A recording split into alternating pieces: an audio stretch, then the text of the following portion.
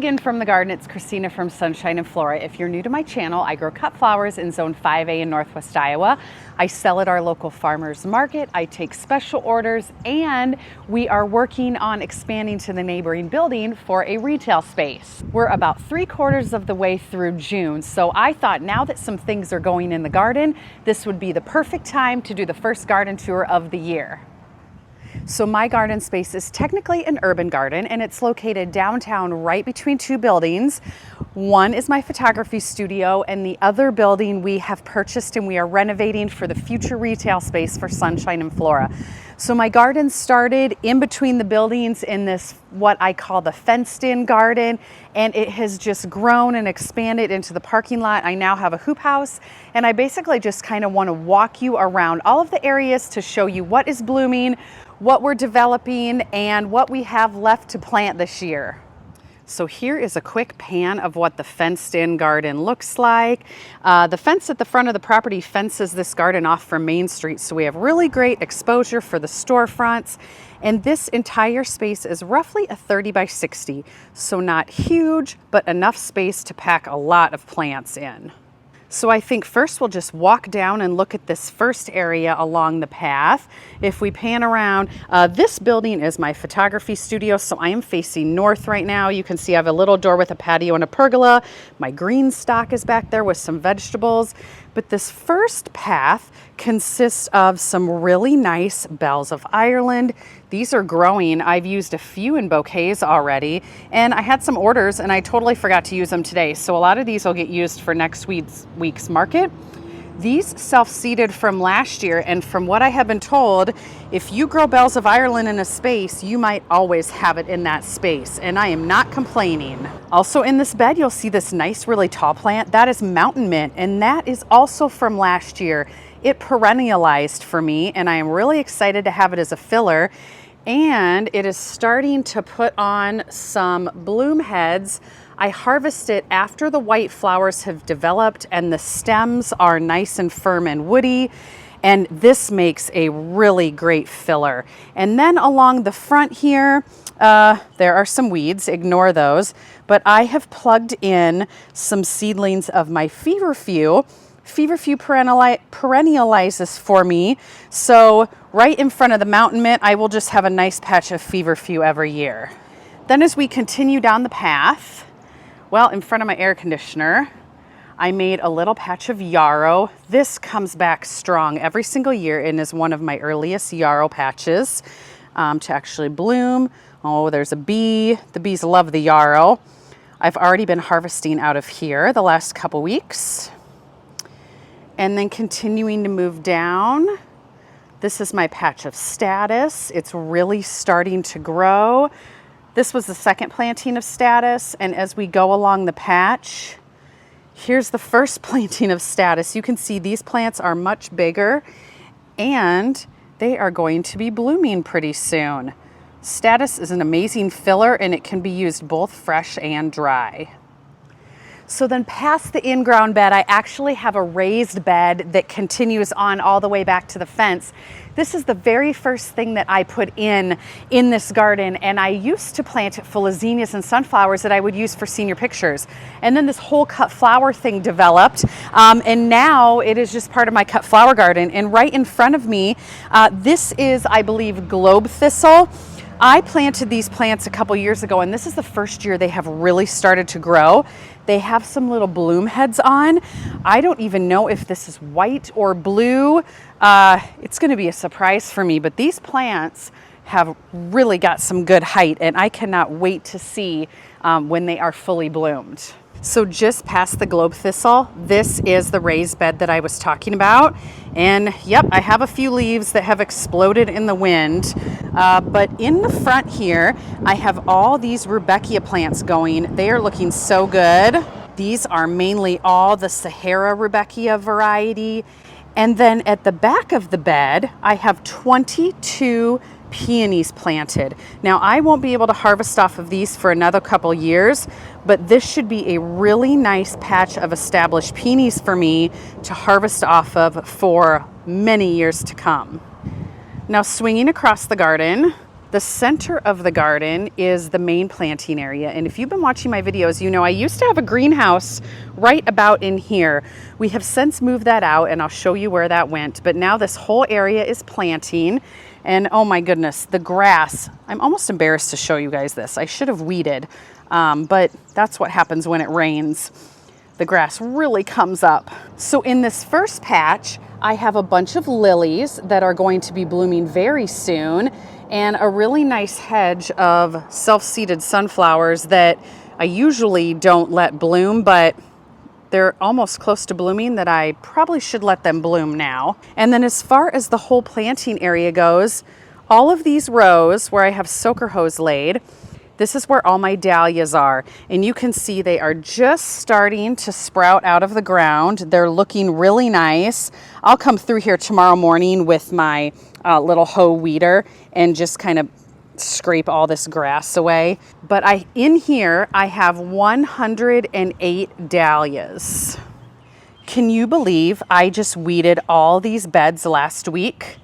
They fill in so fast when it rains. Now these dahlia plants are much further along, and that's because these are the ones that were either started early inside when I took cuttings, or they are the cuttings themselves from the tubers. These are almost ready to pinch, so I probably will be doing that next week. All right, you guys, I'm hopping in here with a weeding update. And from this angle, holy cow, these self-seeded sunflowers. I think I'm gonna have to let them flower now just because they're gonna be so beautiful. Anyway, check out the dahlia patch. Does it look 1,000 times better or what?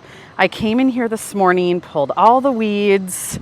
We had rain last night. We're getting rain again tonight. So now they have air to breathe, and they should be able to put on some really nice growth after the rain. It's not perfect. I need to come in here with my hoe and just till things up. But they're looking 1,000,000 times better. Just beyond my dahlia patch, this is a row of zinnias, mostly the Flora varieties. And then I have 2 really good looking rows of snapdragons. You can see a few are blooming, but these are all budded up and probably will all bloom next week. I also have one little patch of straw flower here right on the end of the snapdragon row. I didn't quite have enough snapdragons to fill it, so I tucked these in, and these are looking really good too. And then if we pan up the next door building, this is the one we're renovating. You guys have to watch my building renovation videos if you have not seen any, because it is quite the transformation. But this bed, let's walk over there. This bed along the building I am waiting to plant because this was just tuck pointed, and the block is going to be painted next week. So I don't want to plant anything in front of the wall until the block is painted. But this whole area will be planted. But look at this. This is all self-seeded bupleurum that came up on its own, ready to harvest. What a nice little surprise. So across from the area of the Bells of Ireland and Mountain Mint, I have one more bed stuck back in here, and this is all celosia. I have Selway celosia, some of the flamingo feather, and then a couple floret varieties. So this is just going to explode with the heat pretty soon. And then you can see my little patio back in the corner, my green stock. I'm really excited to have that this year. This is kind of just a cozy space underneath my pergola.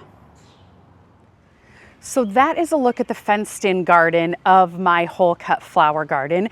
Now I want to take you out to the other areas that we have developed. And some of this has changed just this year because of all of the construction. We actually used to have the fence going all the way across here, and we took this out because we had to allow for the lift for the tuck pointers to get in on the neighboring building.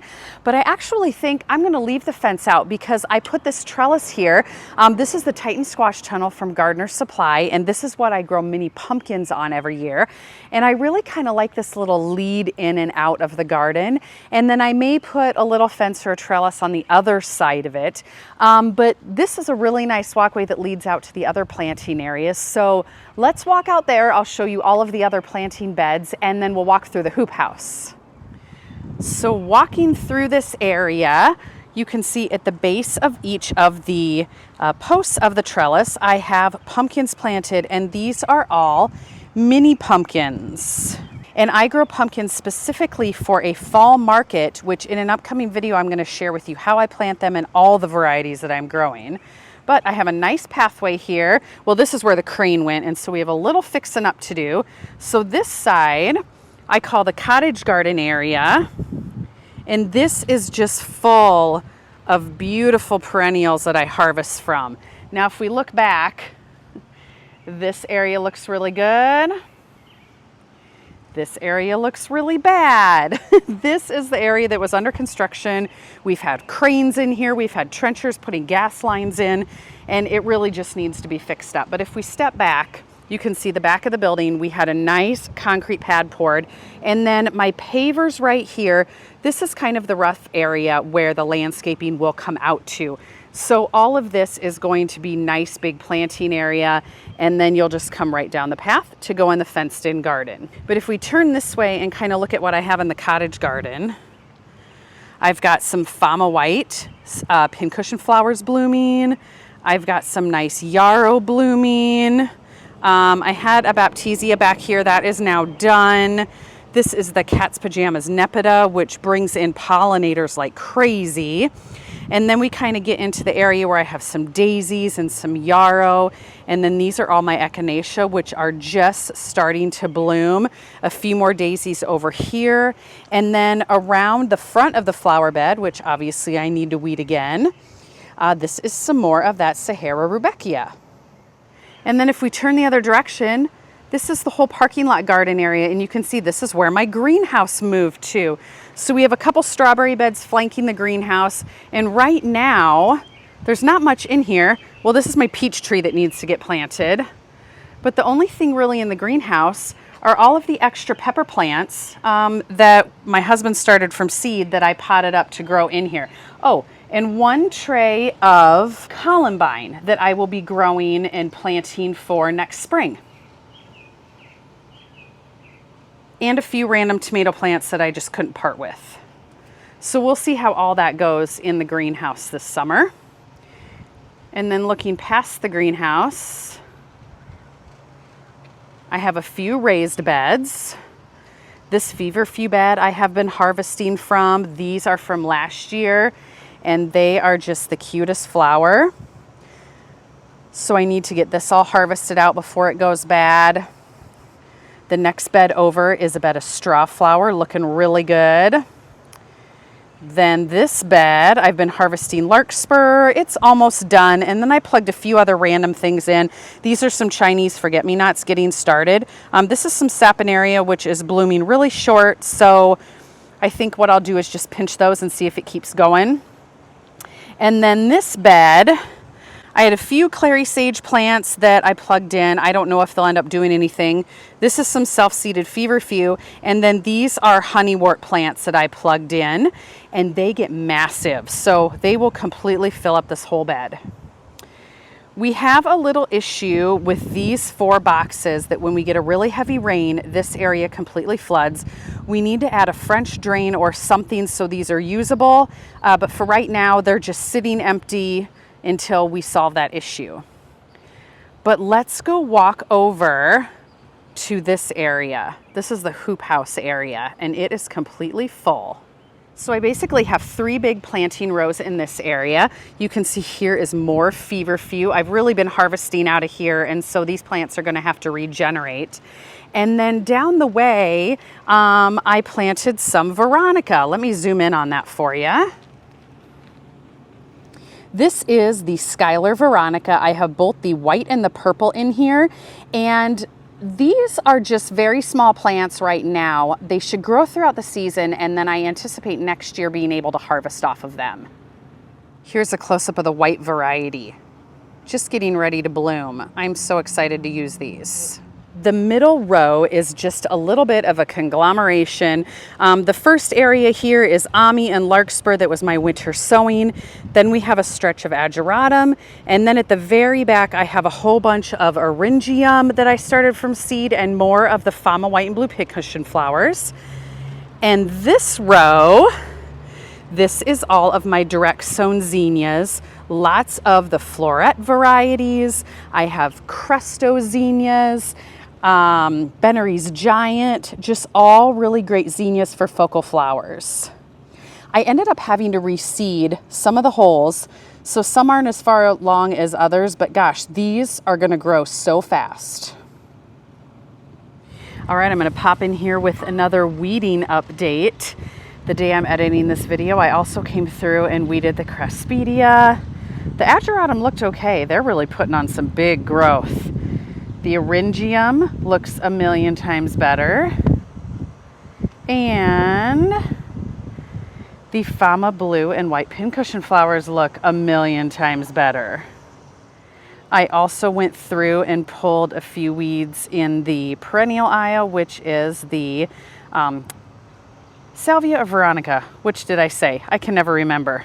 Anyway, this aisle and the feverfew. All right, let's jump inside the hoop house. I just flipped it over for summer.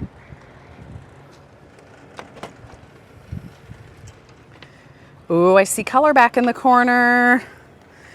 So the hoop house has really been great for growing early in the season. I harvested so many ranunculus and campanula out of here already this year. It's just been amazing to have. So this middle bed, I just completely amended and replanted. If you guys saw that video, it is all planted with direct sown seeds, lots of fillers, cress, saponaria, bachelor buttons, orlea, lots of those things. And then I did plug a few sunflower seedlings in the back. This is another big patch of feverfew that I have been harvesting off of. Feverfew is just my favorite. It's so happy, and I really need to harvest these and get them in the fridge. So that I will do early tomorrow morning. But then as we continue down, this is what's left of my purple campanula.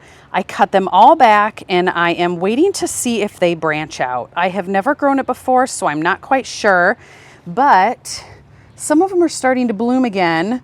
So will I be able to use these on my mini bouquets?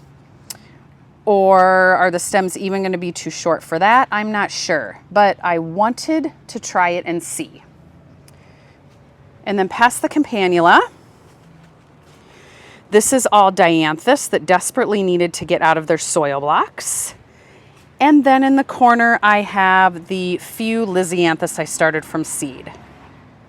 Here are the few sunflowers I planted in here. I don't know if this was a good decision or not, but these I had in seed trays.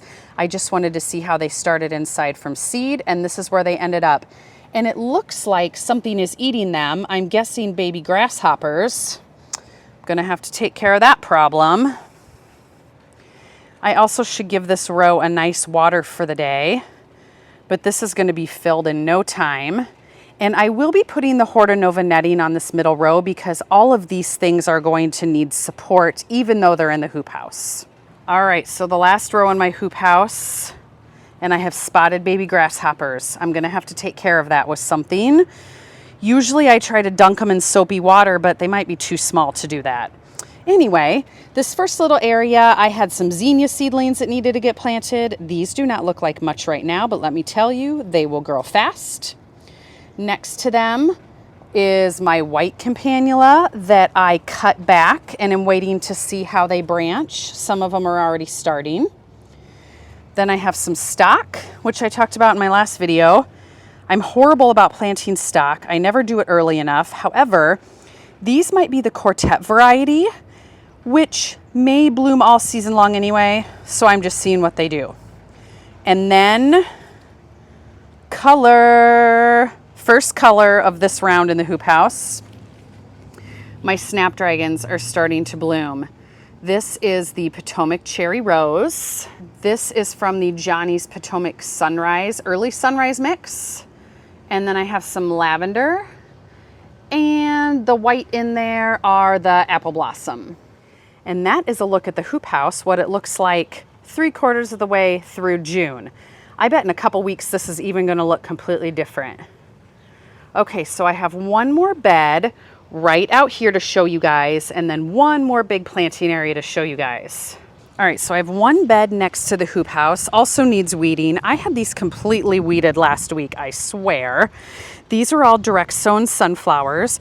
I typically direct sow sunflowers every 2 weeks for a continual harvest. And then we come into some celosia that I use as foliage.